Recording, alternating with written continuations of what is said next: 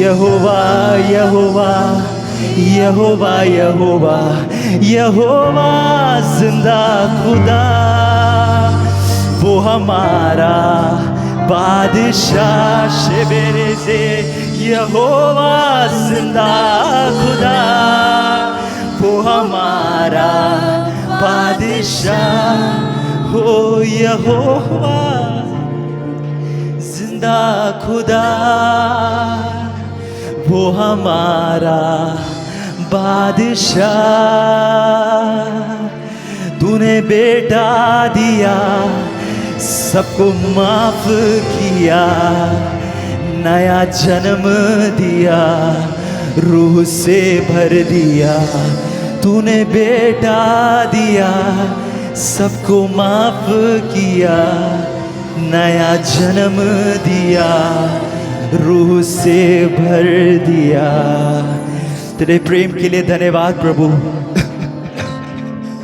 तेरे प्रेम के लिए धन्यवाद प्रभु, तेरे प्रेम के लिए धन्यवाद राजा, तेरे प्रेम के लिए धन्यवाद यीशु, तेरे प्रेम के लिए धन्यवाद प्रभु। तूने जो मुझसे प्रेम किया मेरे प्रभु, तूने जो मुझसे मेरे प्रेम किया मेरे राजा, तूने अपना बेटा मेरे लिए दे दिया प्रभु। तूने मेरे पापों को यीशु क्षमा किया प्रभु जी। प्रभु अपने लहू से तूने मुझे धो दिया प्रभु जी। प्रभु पौलुस कहता है प्रभु जी, ना स्वर्गदूत प्रभु जी, ना प्रभु जी इस प्रभु प्रधानताएं प्रभु जी, ना परमेश्वर कोई बीमारी प्रभु, मुझे आपके प्रेम से कोई अलग नहीं कर सकता परमेश्वर। प्रभु आपने, आपका प्रेम सच्चा है परमेश्वर, आपका प्रेम महान है परमेश्वर राजा। चाहे कितनी भी तंगी हो प्रभु जी, चाहे कितनी भी नंगाई हो प्रभु जी, चाहे कितनी भी बीमारियां हो प्रभु जी, प्रभु आपके प्रेम से राजा यीशु, आपके प्रेम से प्रभु हमें कोई अलग नहीं कर सकता प्रभु जी। आपके प्रेम से हमें कोई अलग नहीं कर सकता प्रभु। आपका गहराई प्रभु जी, आपके वो प्रेम की गहराई परमेश्वर, वो ऊंचाई को जो कोई नाप नहीं सकता परमेश्वर। आपका प्रेम जो महान है परमेश्वर, आपका प्रेम जो महान है परमेश्वर। Hallelujah. We worship you Lord, we worship you Lord, we worship you Lord, we worship you Jesus, we worship you Lord, we worship you Jesus, we worship you Lord। प्रभु हम आपको धन्यवाद देते हैं प्रभु, आपके प्रेम के लिए धन्यवाद प्रभु, आपके प्रेम के लिए धन्यवाद यीशु, आपके प्रेम के लिए धन्यवाद प्रभु जी, आपके प्रेम के लिए धन्यवाद पिता, आपके प्रेम के लिए धन्यवाद प्रभु। शिबेरे से आला राधारा सिखे आंदोरो सिखे रियांदरा हो से ओरियांदरा। We worship you Lord, we worship you Lord, we worship you Lord, we worship you Lord, we worship you Lord। अब्बा अब्बा अब्बा आपके प्रेम के लिए धन्यवाद, अब्बा आपके प्रेम के लिए धन्यवाद, आपके प्रेम के लिए धन्यवाद, आपके प्रेम के लिए धन्यवाद प्रभु। तेरा प्रेम जो महान है प्रभु, तेरा प्रेम जो महान है प्रभु, तेरा प्रेम जो महान है प्रभु।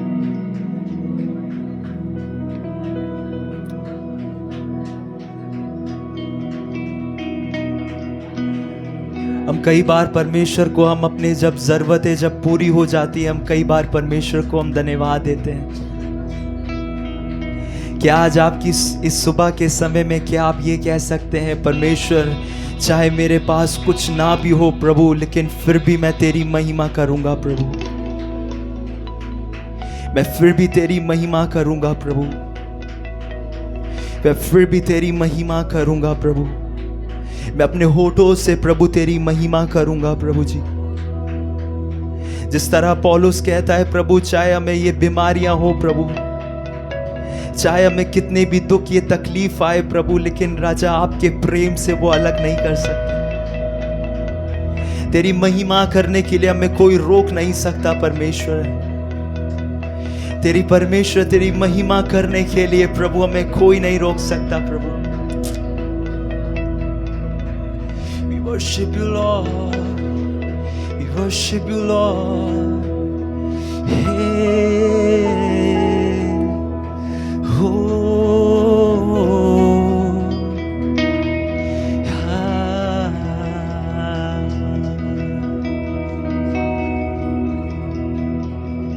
महिमा करते हैं तेरी महिमा, ऊंचा उठाए तेरा नाम यीशुआ। महिमा करते हैं तेरी महिमा, ऊंचा उठाए तेरा नाम यीशुआ।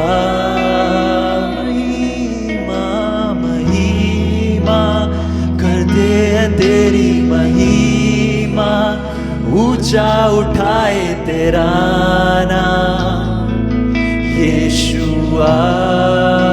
महिमा महिमा करते हैं तेरी महिमा, ऊंचा उठाए तेरा नाम यीशुआ।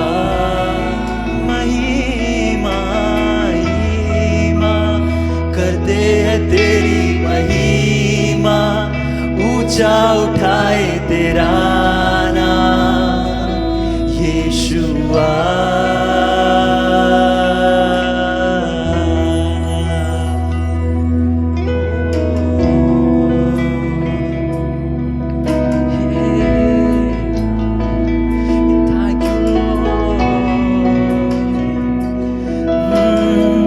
जब मैं अकेला रहूं, जब मैं रोता रहूं, तेरी महिमा मैं सदा करूं।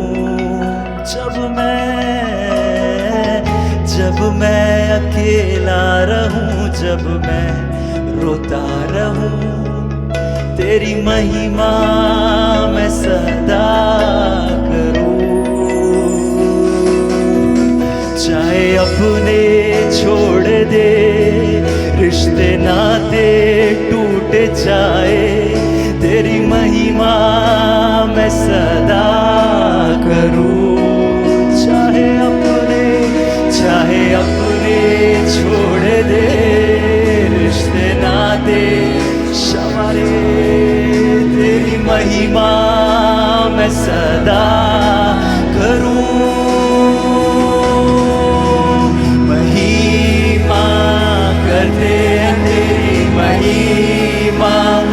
ऊंचा उठाए तेरा नाम यीशुआ।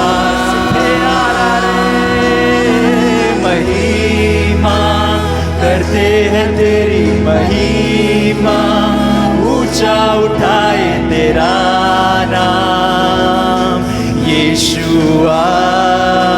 महिमा महिमा तेरी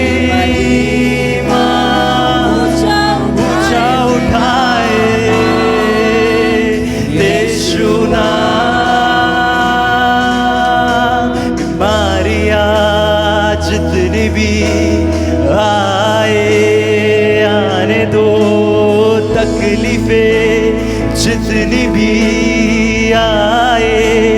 आने दो, बीमारियां जितनी भी आने दो, तकलीफें जितनी भी आने, परेशानियां जितनी भी आने दो, मुसीबतें जितनी भी आने दो, बीमारियां जितनी भी आने दो, तकलीफें जितनी भी आने दो, परेशानियां जितनी भी आने दो, मुसीबतें जितनी भी आने दो, महिमा करते हैं तेरी महिमा, ऊंचा उठाए तेरा नाम यीशुआ, महिमा महिमा हो तेरी महिमा। प्रभु चाहे कुछ भी हो जाए मेरे जीवन से, यीशुआ महिमा महिमा करते हैं तेरी महिमा, ऊंचा उठाए तेरा नाम यीशुआ। हो जय यीशु, हो जय यीशु, जय यीशु तेरी जय जय यीशु। क्यों ना अपनी आवाजों को उठाकर जय यीशु आज की सुबह, जय धन्यवाद यीशु, यीशु हो तेरी महिमा, जय यीशु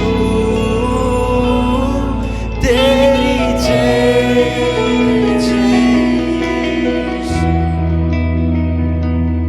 धन्यवाद करता हूँ कि उसने अपने सहायक का जो पवित्र आत्मा है, वो पवित्र आत्मा हमारे बीच में विराजमान है। हालेलुया। धन्यवाद करता हूँ कि परमेश्वर की वो पवित्र उपस्थिति हमारे बीच में है, और हम जब तक यहाँ पे हैं हम लोग उस पवित्रता को, उसकी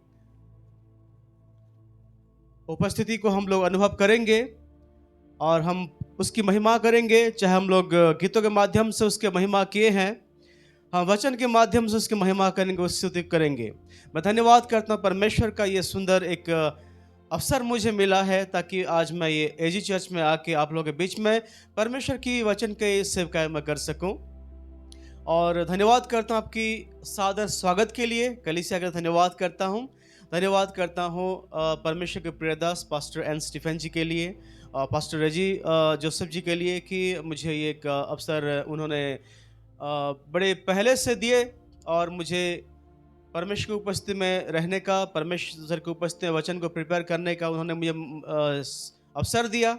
मैं धन्यवाद करता हूँ, और धन्यवाद करता हूँ मेरे काफ़ी सारे उसमें परिचित चेहरे हैं। पास्टर सगायम जी हैं, उनके टीम है, और पास्टर पुष्पराज जी हैं। मैं सभी का धन्यवाद करता हूँ। और आज की वचन प्रार्थना करें आप लोग कि परमेश्वर अपनी वचन के द्वारा हम सभी से बात करें। जो मुझे बात किया है वो आप लोगों से ही बात करें। ऐसा ना हो कि जो कुछ मुझे बात किया है और कुछ आपसे अलग से बात करें, नहीं तो फिर वो गड़बड़ हो जाएगा। तो हम देखें कि हम लोग जब पहले कलीसिया थी तो एक मन और एक चित्त से क्या करती, वो प्रार्थना करती थी। उनका सोच एक था, उनका विचार एक था, उनकी जो प्लानिंग थी, उनकी योजनाएं थी, वो सारी एक होती थी, क्योंकि परमेश्वर उनके साथ में था। हालेलुया। आइए हम लोग वचन में जाएंगे, और मैं निवेदन करता हूँ आप सभी से, आप जिसके पास बाइबल है कृपया वो मेरे साथ निकालें। दूसरा शमूएल उसका 21 अध्याय निकालेंगे।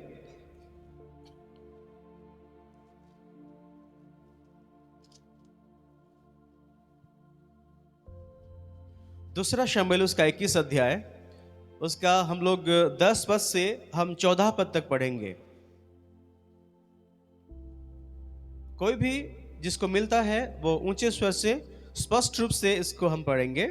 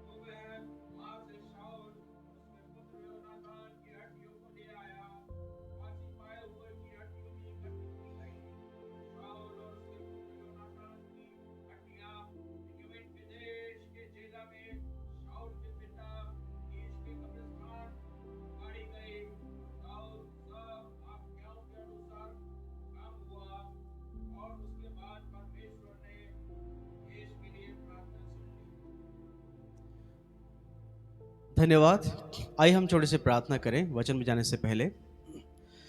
पिता परमेश्वर, धन्यवाद करते हैं, तू वचन है और तू वचन का रूप लेके आज हमारे सामने प्रभु जी विराजमान है। धन्यवाद करते हैं, उस वचन को हमारे सामने पढ़ा गया है, उस वचन को हमने सुना है और उस वचन को बोलने में, उस वचन को समझने में और समझाने में हम सब की मदद कर पिता परमेश्वर। यीशु मसीह के नाम से मांगते हैं, आमीन। मैं बहुत ही आनंदित हूँ इस समय कि जब यहाँ पे मैं बैठा था और रजी भैया यहाँ पे बोल रहे थे कि मैं उनको भैया बोलता हूँ, वो मेरे को भैया बोलते हैं। एक दूसरे को हम लोग कहीं पास्टर वास्टर नहीं बोलते एक्चुअली। जिसके साथ में फ्रेंडशिप अच्छा होता है उसको वो डेजिग्नेशन से नहीं बुलाते हैं, हम लोग भैया ऐसे हमको बुलाते हैं। और मुझे अच्छा लगता है जब मुझे भैया बोलते हैं, मैं उनको भैया बोलता हूँ, तो आशा करता हूँ कि उनको भी अच्छा लगता है। हालेलुया।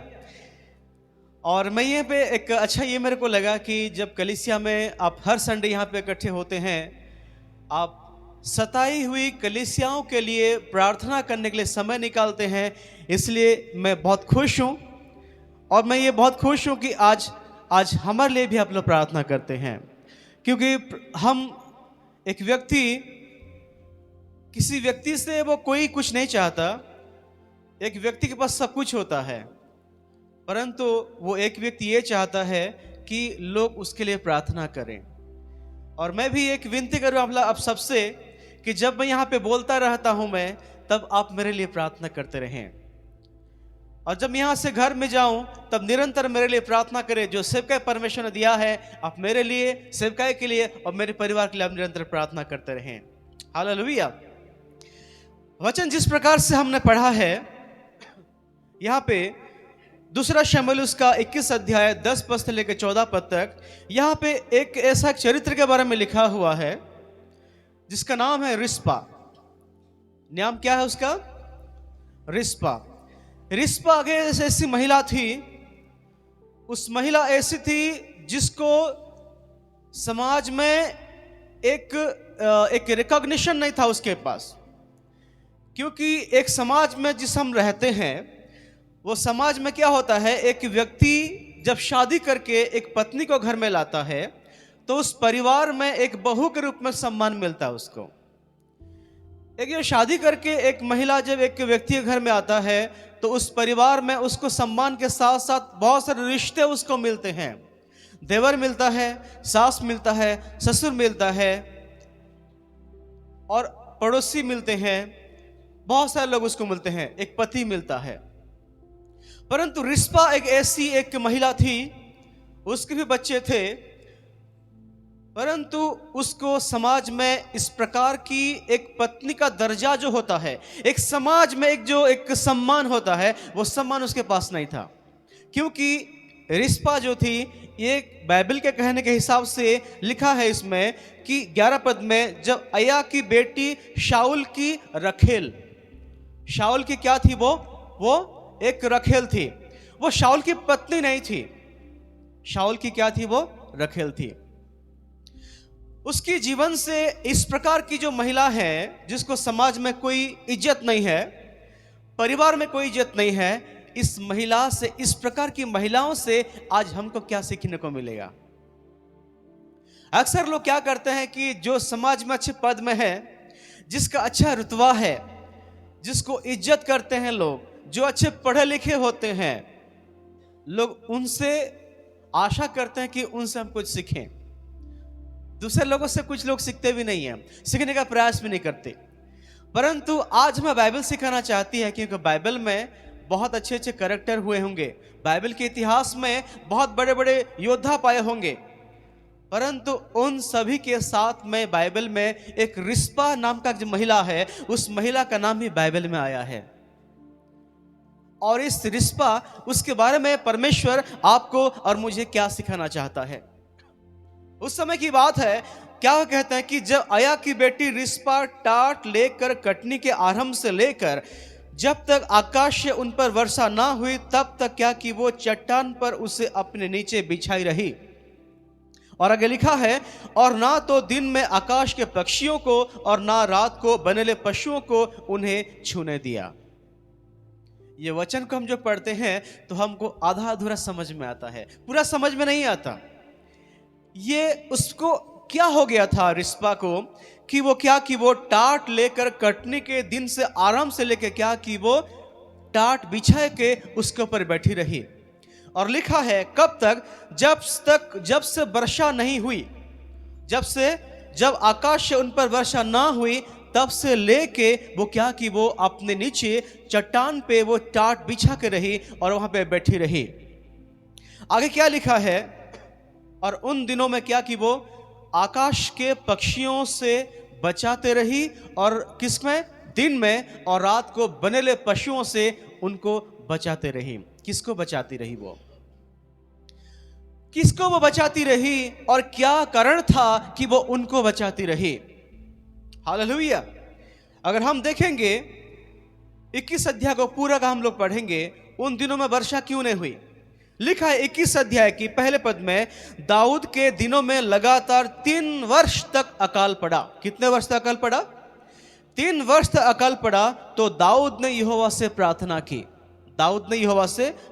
की, तो यहोवा ने कहा, यह शाऊल और उसके खूनी घराने के कारण हुआ है, क्योंकि उसने गिबोनियों को क्या कर दिया था, मार डाला था।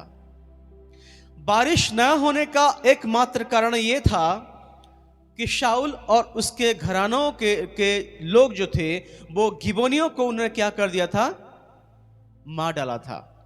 जब गिबोनियों को उन्होंने मार डाला, ऐसा कौन सी बड़े गुनाह हो गए या कौन सी बड़ी बात हो गई कि गिबोनियों को मार डालने के कारण परमेश्वर ने आकाश की झरोखे को बंद कर दिया? क्या कारण था? दाऊद ने प्रार्थना किया, परंतु परमेश्वर ने उसकी प्रार्थना को नहीं सुना। दाऊद प्रार्थना का योद्धा था। भजन संहिता में देखेंगे कई सारे ऐसे अध्याय हैं कि परमेश्वर के निकट वो गिड़गिड़ा कर आंसू बहाते हुए वो क्या करता है, वो प्रार्थना करता है और परमेश्वर को धन्यवाद करता है कि परमेश्वर उसकी प्रार्थना को सुन के उस प्रार्थना का उत्तर देता है। परंतु यहां पे ऐसा क्या हो गया जिसके वजह से आज दाऊद की प्रार्थना परमेश्वर यहोवा नहीं सुन रहा है? कौन सी ऐसी बड़ी घटना हो गई, कौन सी ऐसी दाऊद से बड़ी गलती हो गई जिस गलती के कारण आज परमेश्वर यहोवा दाऊद की प्रार्थना को नहीं सुन रहा है? उल्टा परमेश्वर इसको बोल रहा है कि जब तक तो गिबोनियों का न्याय नहीं करेगा तब तक आज तेरे देश में, इस देश में अकाल बनी रहेगी और बारिश नहीं होगी। हमको देखना पड़ेगा कि वो गिबोनियों के पास ऐसा क्या क्वालिटी था, वो गिबोनियों कौन थे, वो जो गिबोन से जो रहने वाले लोग थे वो कौन से लोग थे जिसके लिए परमेश्वर उन देश में अकाल 3 साल तक बनाए रखा। अगर हम लोग गिबोनियों के बारे में जानने का प्रयास करेंगे कि गिबोनियों कौन थे और उनके गिबोनियों के मार डालने के कारण परमेश्वर ने आकाश के झरोखे को क्यों बंद कर दिया, उसको वो देखेंगे तो यहोशू की पुस्तक को देखें 9 अध्याय को, यहोशू का 9 अध्याय को निकालेंगे।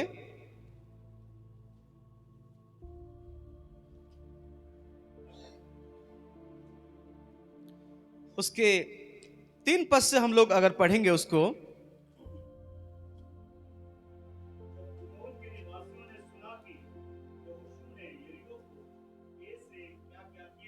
हाँ जी,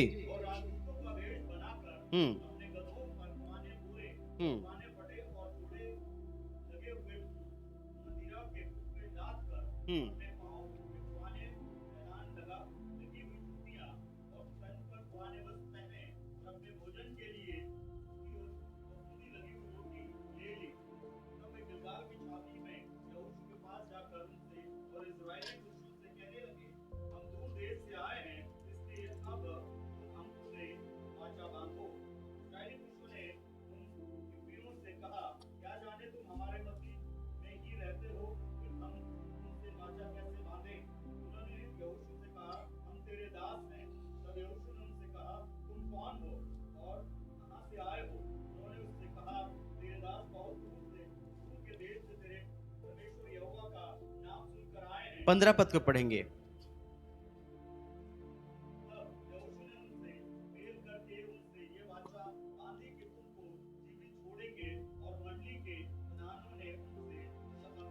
हालेलुया।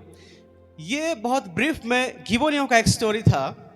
जब परमेश्वर ने यहोशू को एक बड़ी ताकत दिया, एक बड़े दल दिया और उसके कहा कि तू इन सारे देश को क्या करना, तुम मार डालना, और ये जो देश में तुम्हें देने जा रहा हूं उसको क्या करना, अधिकार करना।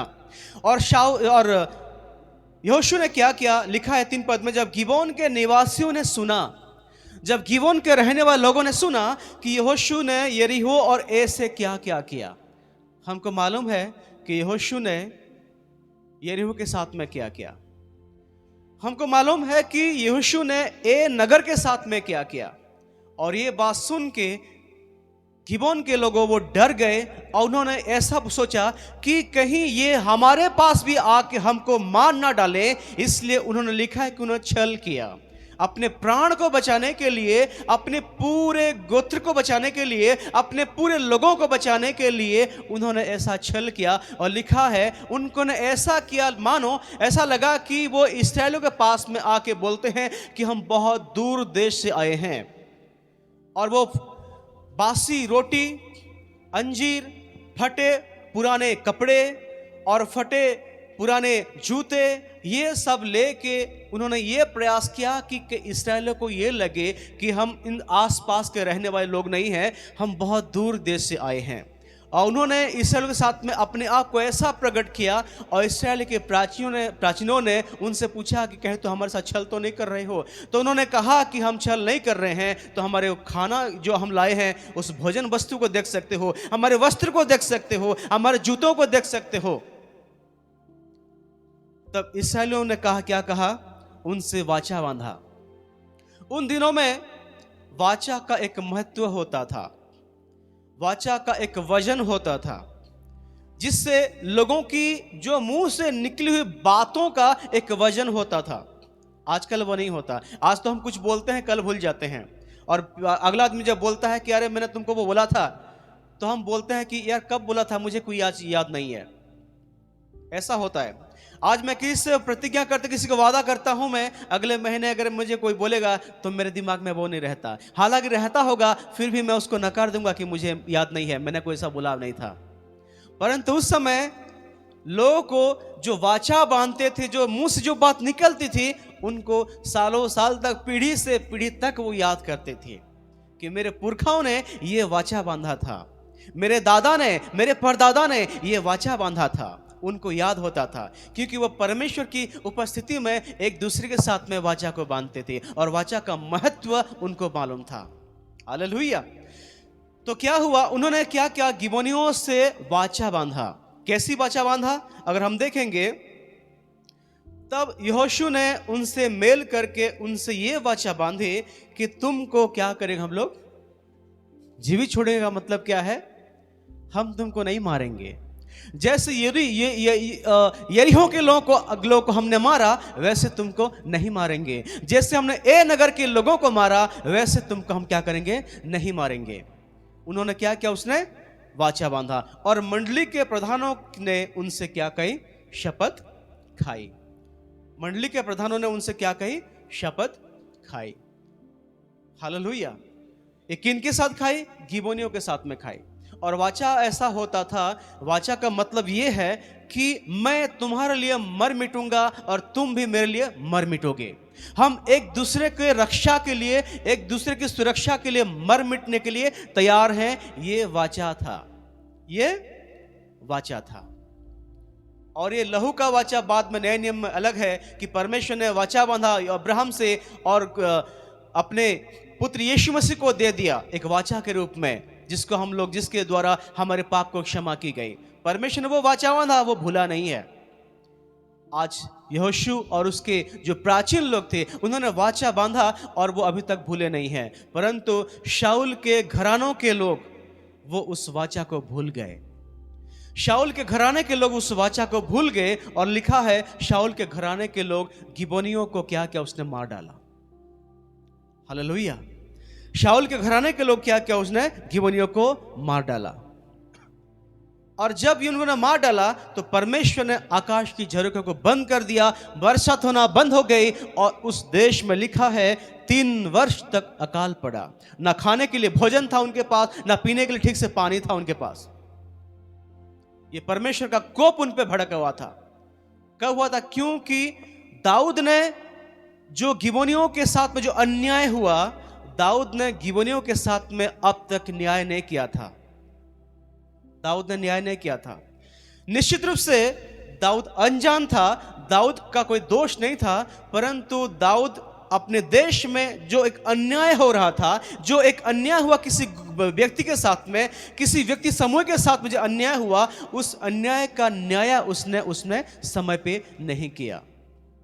जब एक व्यक्ति के साथ में अन्याय होता है, एक समूह के साथ में अन्याय होता है, उसका न्याय चुकाया नहीं जाता तो परमेश्वर उसका लेखा रखता है। हालेलुया! परमेश्वर उसका लेखा रखता है। और आगे हम अगर देखेंगे, लिखा है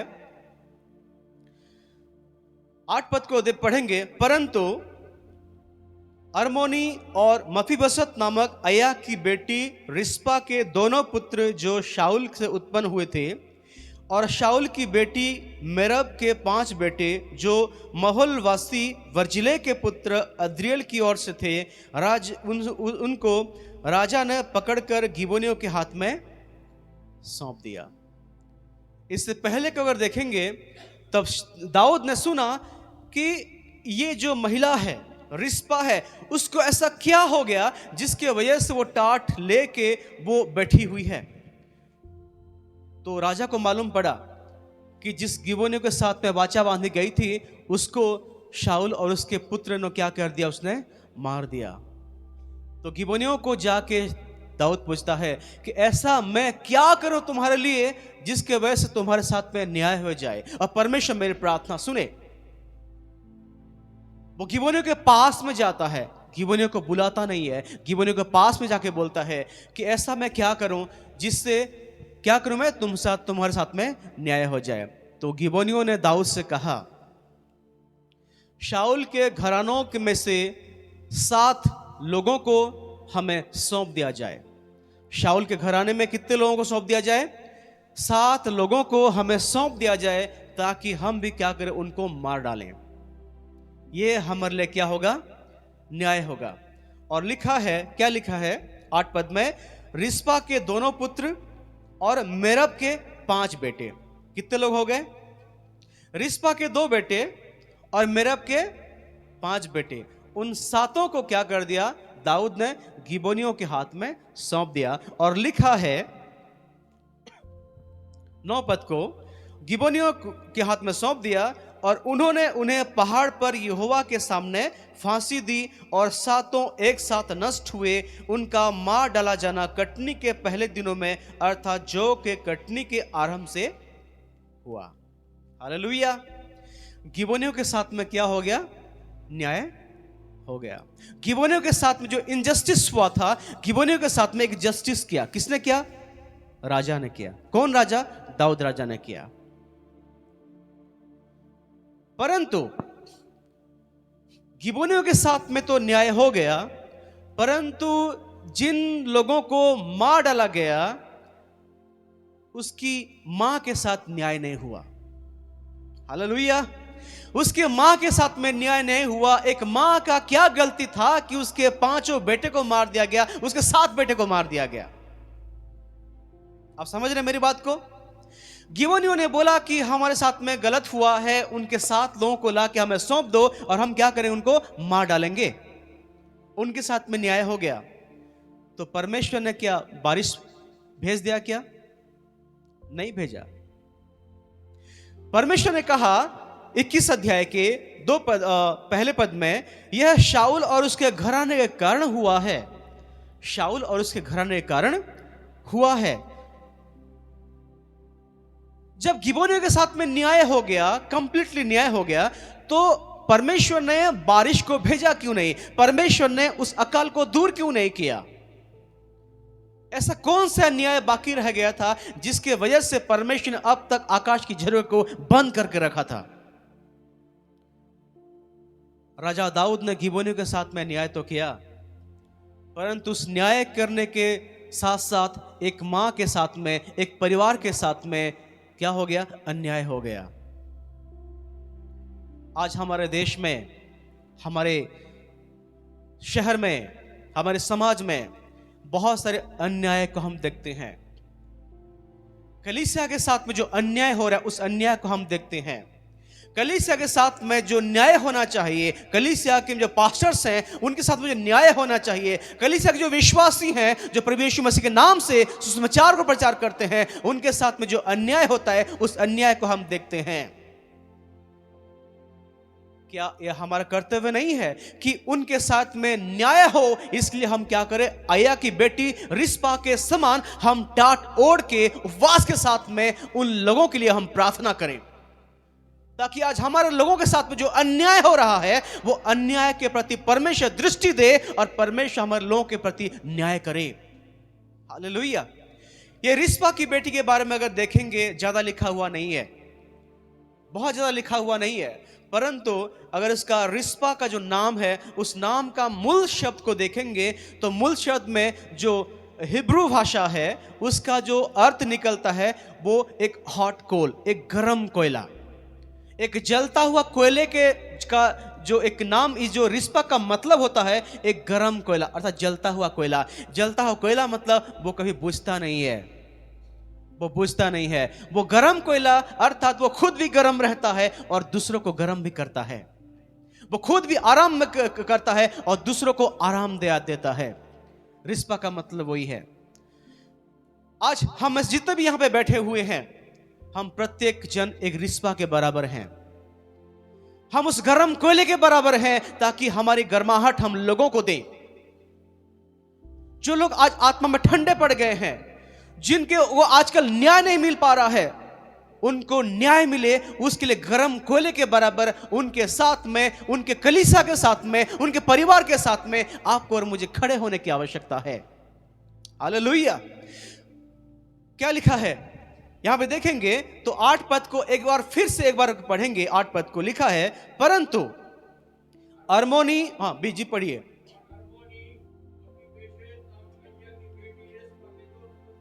ध्यान दीजिएगा, एक मिनट सर। यहां पे लिखा है अरमोनी और मफीबोशेत नामक अय्या की बेटी रिस्पा कितने पुत्र?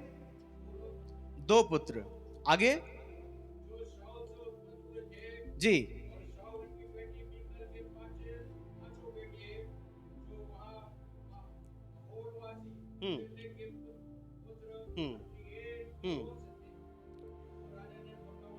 बस।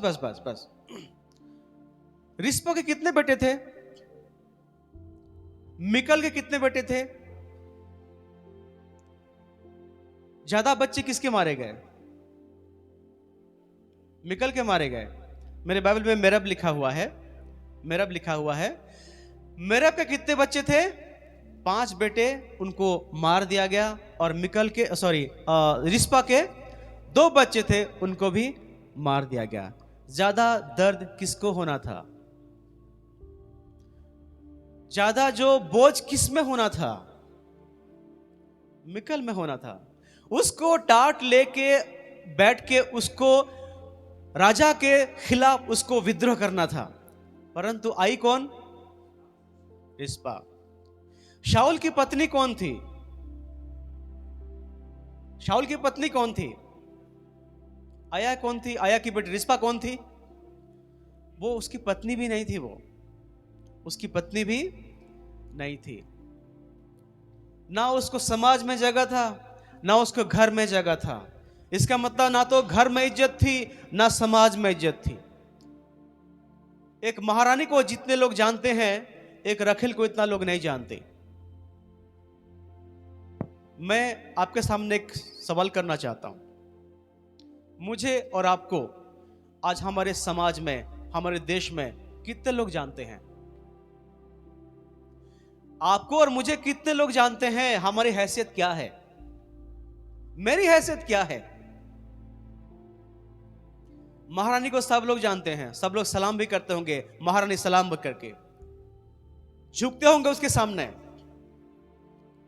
रिस्पा को कौन पूछता था? कोई नहीं। रिस्पा को कौन जानता था? कोई नहीं। आज हमारे भोपाल शहर की बात, देश की बात छोड़ दीजिए, भोपाल शहर की बात करेंगे।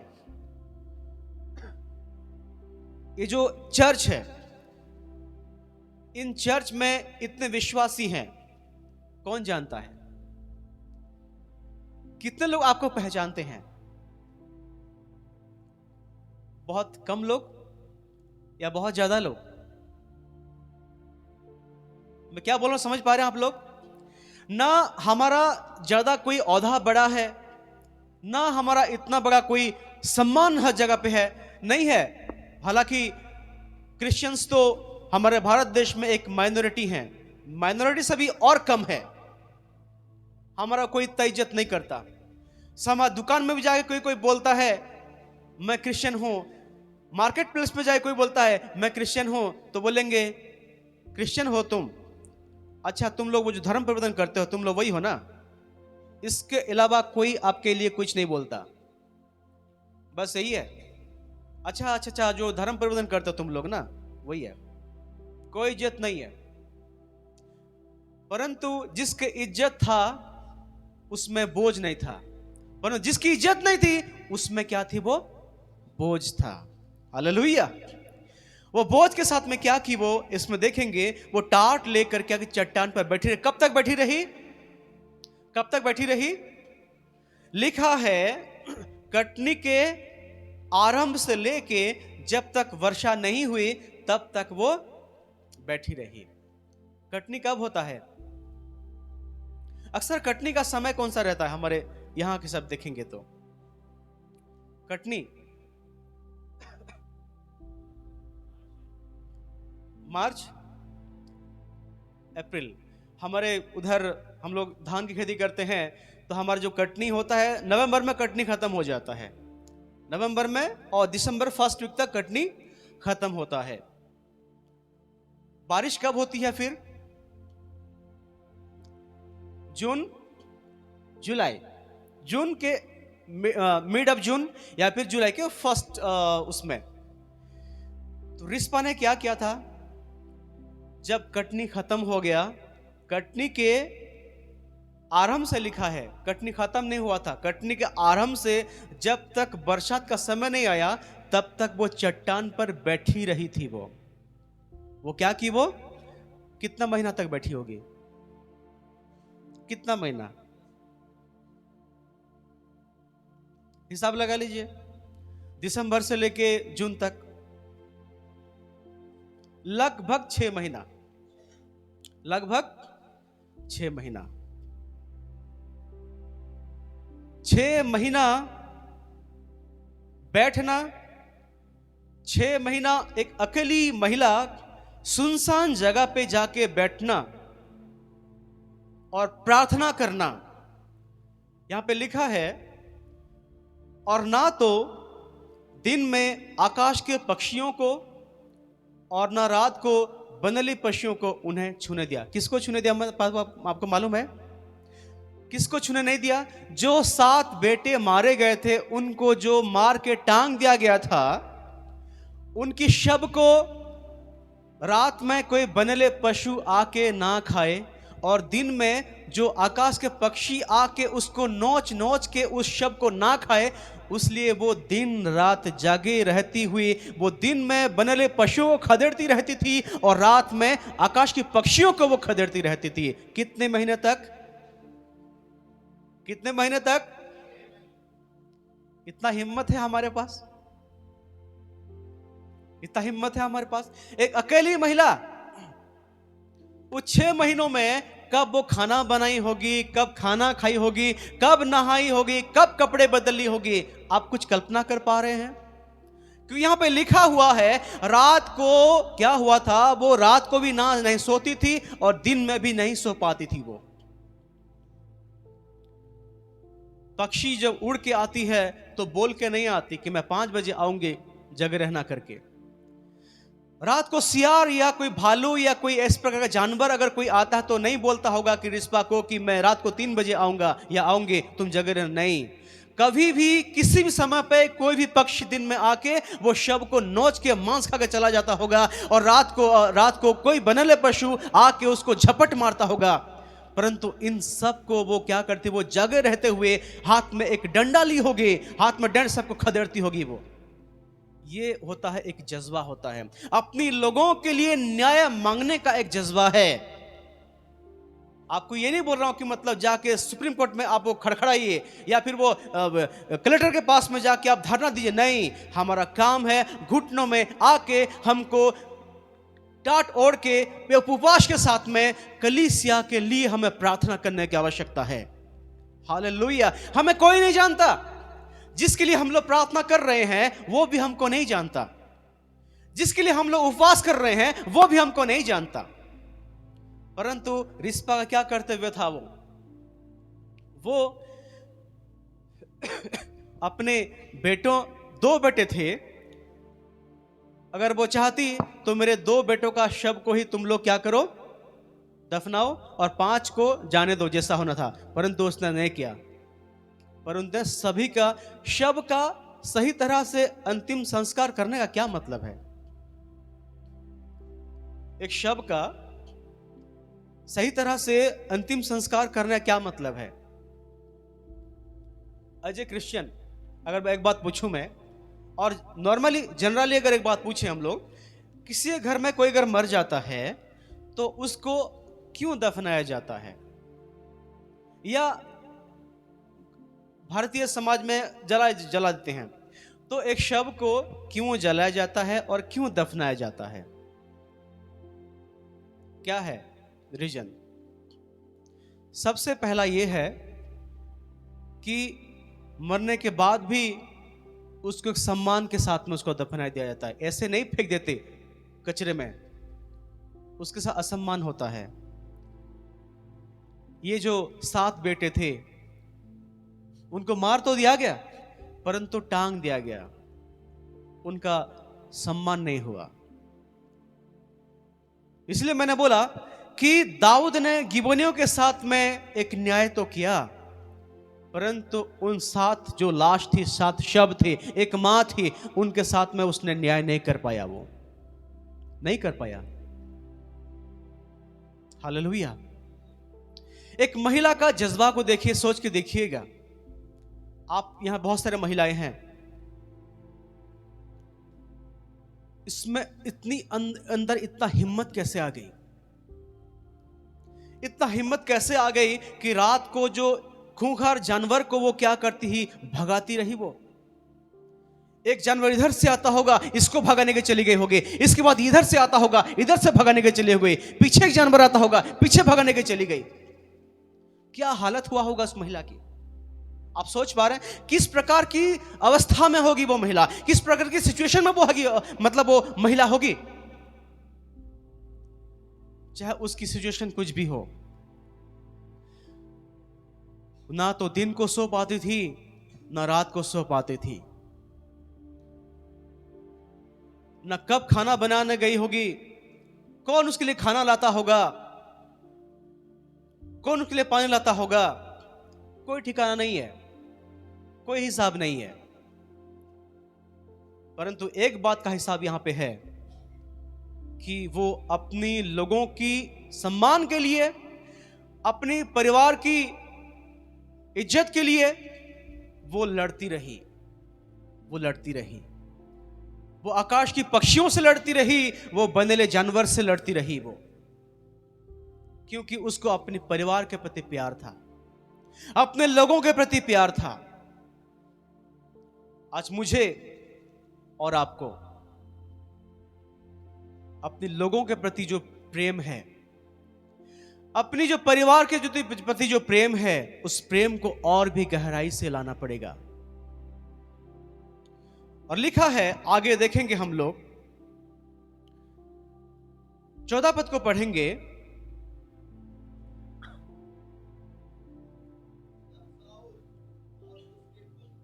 जी। हम्म।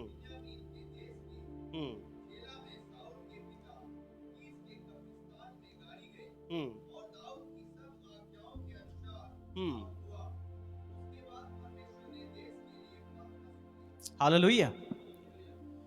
लिखा है कि जब दाऊद ने उन सारे शव को उतारा और साथ में योनातन और शाऊल की हड्डी जो गिलादियों ने ले लिया था, उन हड्डियों को भी लेके आया, और लिखा है कि उनको क्या किया उसने, क्या क्या उसने, गाड़ी गई। वो सारी हड्डियों को, उन सारी जो शव को गाड़ी गई। और लिखा है ये सारी दाऊद की सारे आज्ञा के अनुसार ये काम हुआ, दाऊद की आज्ञा के अनुसार काम हुआ। और सबसे आखिरी में क्या लिखा गया है, उसके बाद परमेश्वर ने देश के लिए प्रार्थना सुन ली। हालेलुया। परमेश्वर प्रार्थना कब सुनता है? गिबोनियों के साथ में जब न्याय किया तो परमेश्वर ने बरसात नहीं किया। जब वो सारे 7 शव के साथ में और साथ में शाऊल और योनातन के शव को लाके जब इज्जत के साथ में जो गाड़ा गया, तब लिखा है कि परमेश्वर ने देश के लिए प्रार्थना सुन ली। हम किसी के साथ में कभी अन्याय ना करें। अगर किसी के साथ में अन्याय होता है तो परमेश्वर हमारे प्रार्थना को कभी नहीं सुनता। किसी के साथ कोई अन्याय ना करे, भाई बहन के साथ अन्याय ना करे, बहन भाई के साथ में अन्याय ना करे, सास बहू के साथ में अन्याय ना करे, बहू सास के साथ में अन्याय ना करे, बेटा ससुर के साथ में अन्याय ना करे, बेटा बाप के साथ में अन्याय ना करे, बाप बेटे के साथ में अन्याय ना करे। जब अन्याय होता है तो परमेश्वर हमारी प्रार्थना को नहीं सुनता। और आज इस समय जिस प्रकार की परिस्थितियों में आज हम लोग गुजर रहे हैं, जिन लोगों के साथ में अन्याय हो रहा है, उनके लिए हमें प्रार्थना करने की आवश्यकता है। सिंपली प्रार्थना नहीं, हमें एक बोझ के साथ में उन सभी के लिए प्रार्थना करने की आवश्यकता है। लिखा है कि टाट ओढ़ के वो प्रार्थना कर रही थी, वो टाट ओढ़ के उपवास के साथ में हमें अपने लोगों के लिए आज प्रार्थना करने की आवश्यकता है, ताकि उनको न्याय मिले। जिनको गलत तरीके से फंसाया जाता है उनको आज न्याय मिले। जिनके साथ में अलग अलग प्रकार से अन्याय होता है उनको क्या मिले, न्याय मिले।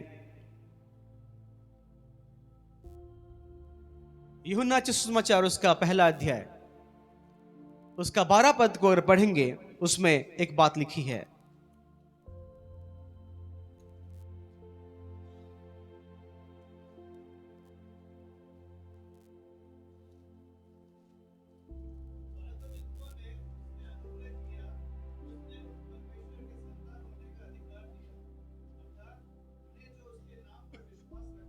हालेलुया। परंतु जितनों ने उससे ग्रहण किया, अर्थात जितनों ने प्रभु यीशु मसीह को ग्रहण किया, उसको परमेश्वर का संतान होने का अधिकार मिला। हम में जितने भी लोग प्रभु यीशु मसीह के नाम को ग्रहण करते हैं, उद्धार को प्राप्त करते हैं, हम सब उसके परमेश्वर की संतान कहलाते हैं। संतान कहने का मतलब यह है कि हम परमेश्वर के एक जो परिवार है, उस परिवार का हम लोग सदस्य बन जाते हैं। उस परिवार का हम क्या बन जाते हैं, सदस्य बन जाते हैं। हम एक दूसरे के लिए एक जिम्मेदार बन जाते हैं। एक दूसरे का रिस्पॉन्सिबिलिटी लेने का अधिकार हमें मिलता है। पूरे विश्व भर में, पूरे देश भर में जितने भी कलीसियाएं पाई जाती है, सारे कलीसिया हमारे भाई और बहन हैं। आज उन सभी के लिए हमारा रिस्पॉन्सिबिलिटी क्या है, उन सारे कलीसियाओं के लिए हमारा क्या जिम्मेदारी है। एक उनके भाई होने के नाते मेरा क्या जिम्मेदारी है, उनकी बहन होने के नाते मेरा क्या जिम्मेदारी है, एक परिवार का सदस्य होने के नाते, परमेश्वर का संतान होने के नाते आज मेरा और आपका क्या जिम्मेदारी है। हालेलुया। और कुरिन्थियों के पत्रों में लिखता है कि हम सब क्या हैं, एक देह की अंग हैं। हम एक देह की अलग अलग भिन्न भिन्न अंग हैं। एक अंग जब दुख उठाती है तो दूसरे अंग को भी क्या करता है, वो उसके साथ में दुख उठाता है। अगर मेरे पैर में चोट लगता है तो मेरे हाथ को भी दर्द होता है। अगर मेरे कान में दर्द होता है तो मेरे नाक को भी दर्द होता है। क्योंकि एक शरीर के सब अलग अलग अंग हैं, हम एक दूसरे के साथ में जुड़े हुए हैं, शारीरिक रूप से जुड़े हुए हैं। आत्मिक रूप से जुड़े हुए हैं, और उनके साथ में जो घटनाएं हो रही है वो घटना, उनका दर्द जो है आज मुझे और आपको महसूस होने की बहुत ही आवश्यकता है। और कलीसिया का बहुत बड़ी जिम्मेदारी होती है। हमने जब प्रार्थना चल रहा था, प्रार्थना में पास्टर साहब ने एक बात कहा, जब पतरस को जेल में डाल दिया गया तो लिखा है कलीसिया उसके लिए लौ लगाकर प्रार्थना कर रही थी। हालेलुया। जब पतरस को जेल में डाल दिया गया, कलीसिया लौ लगाकर प्रार्थना कर रही थी, और प्रार्थना जब कर रही थी, प्रार्थना करने का फल कलीसिया को मिला। प्रार्थना करने का फल कलीसिया को मिला, और ऐसा फल मिला, लिखा है कि परमेश्वर अपने दूत को भेजा और पतरस सो रहा था। पतरस सो रहा था। हालेलुया। पतरस कहां सो रहा था? जेल के अंदर पतरस सो रहा था। अक्सर ऐसा होता है, जो लोग हमें कलीसिया को मारने आते हैं, जो लोग जेल में डालने आते हैं, कभी कभी उनको नींद नहीं आती, परंतु जिनको मारने आते हैं वो चैन की नींद भी सोते हैं। हालेलुया। वो पहरे हुए राजा वो सो नहीं पाए थे, परंतु पतरस जेल के अंदर भी आराम से चैन की नींद सो रहा था। हालेलुया।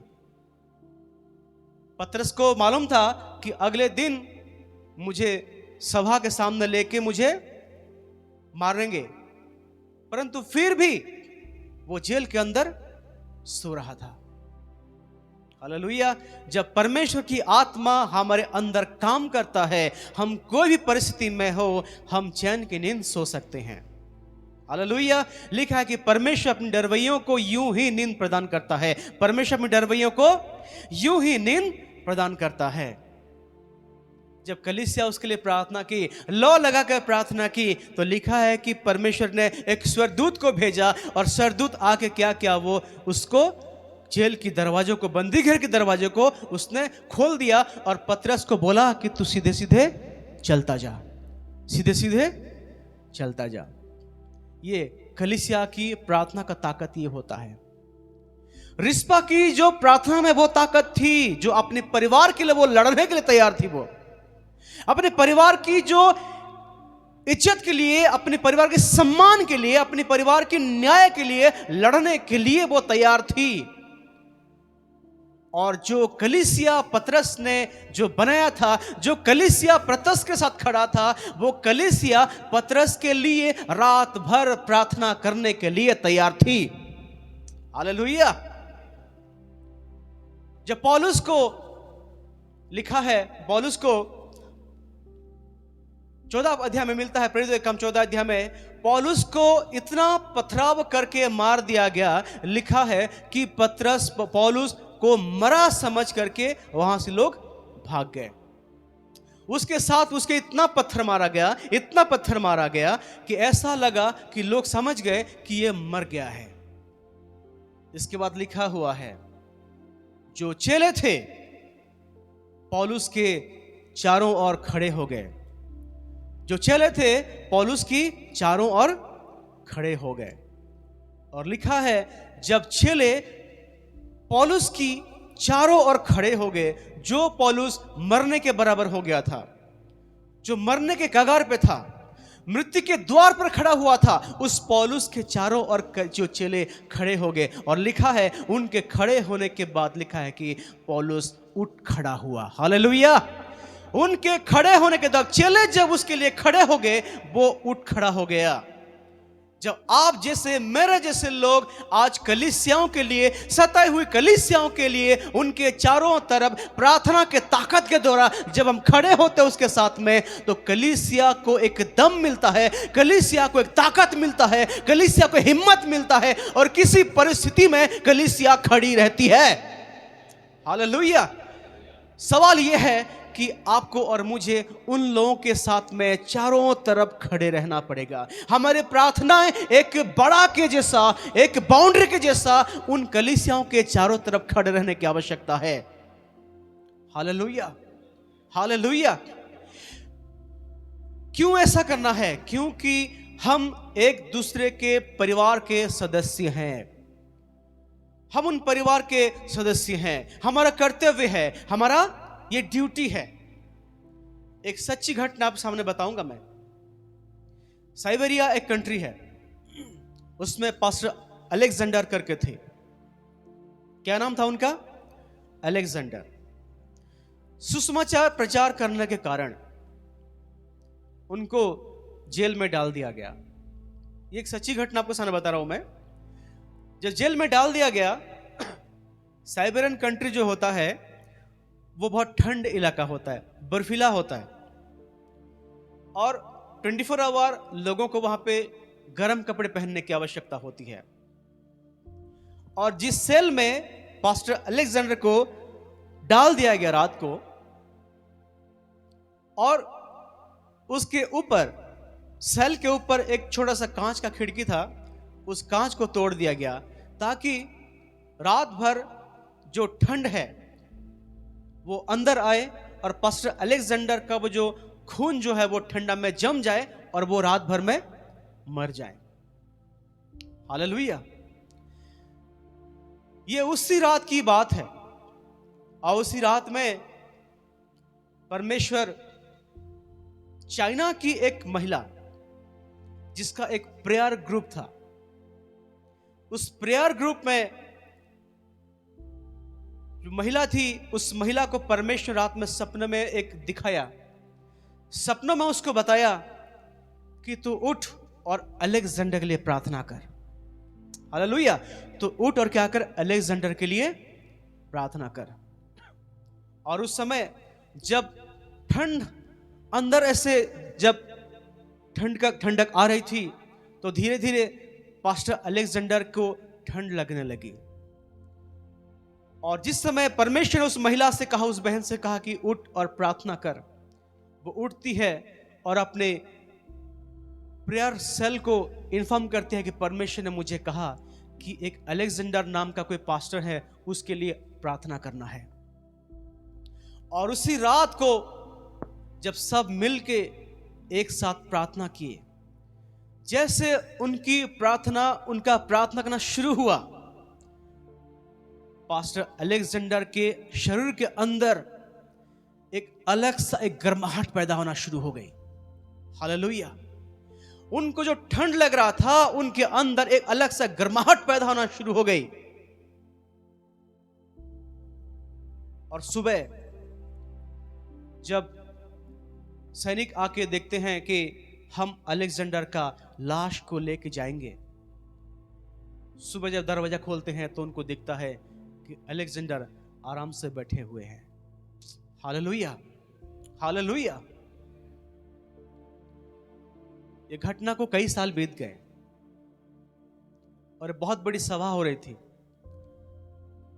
उस सभा में जैसे मैं खड़ा हूं, पास्टर अलेक्जेंडर आके अपनी गवाही बता रहे थे।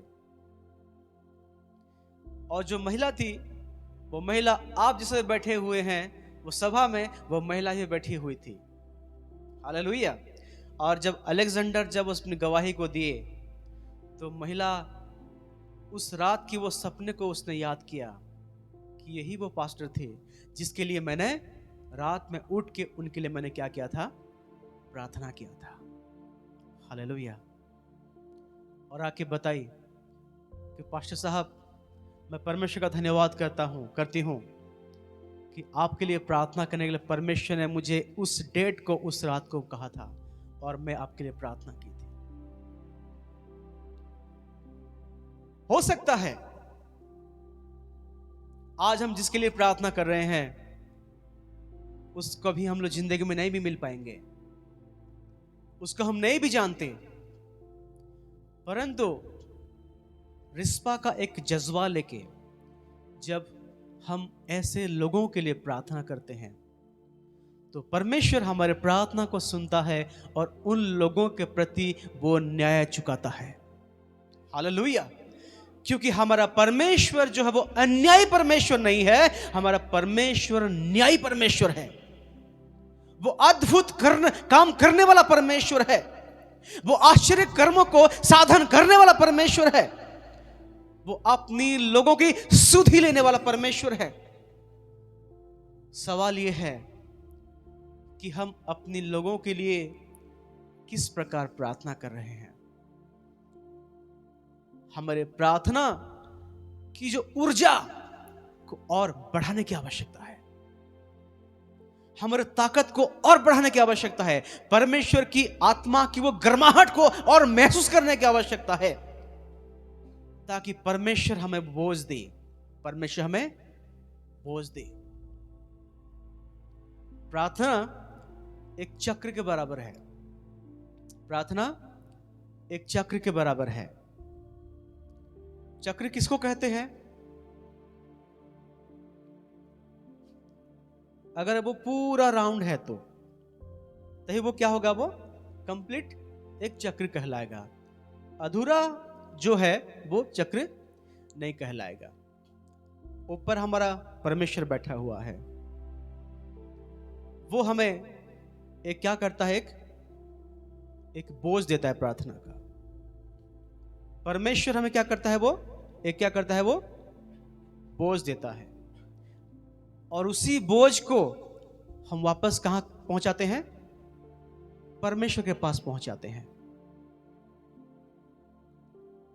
आप मेरे साथ हैं?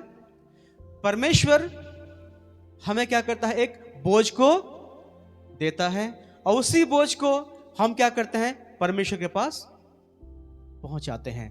वो बोझ को हम अपने पास रख के करेंगे क्या? क्या करेंगे? परमेश्वर ने वो जो बोझ कलीसिया के लिए प्रार्थना करने के लिए, सताई हुई कलीसिया के लिए प्रार्थना करने का जो बोझ है, वो मुझे दिया है, ताकि उसी बोझ को मैं वापस परमेश्वर के पास में पहुंचाऊं, ताकि उसी बोझ का, उसी प्रश्न का, उसी प्रार्थना का परमेश्वर मुझे क्या दे? उत्तर दे। Hallelujah, hallelujah. आज प्रार्थना करने की आवश्यकता है कि परमेश्वर तू मुझे बोझ दे, परमेश्वर तू मुझे गहरा बोझ दे, ताकि उसी बोझ को मैं दोबारा तेरे पास पहुंचा सकूं। हालेलुया। कलीसिया के पास एक बोझ था, परमेश्वर ने बोझ दिया था। पतरस के पास एक बोझ था, पौलुस के पास में एक बोझ था, यीशु मसीह के पास में बोझ था। उसी बोझ को वापस परमेश्वर को देने के लिए। हालेलुया। कलीसिया को निवेदन करूंगा, कृपया अपनी जगह पे खड़े हो जाएंगे।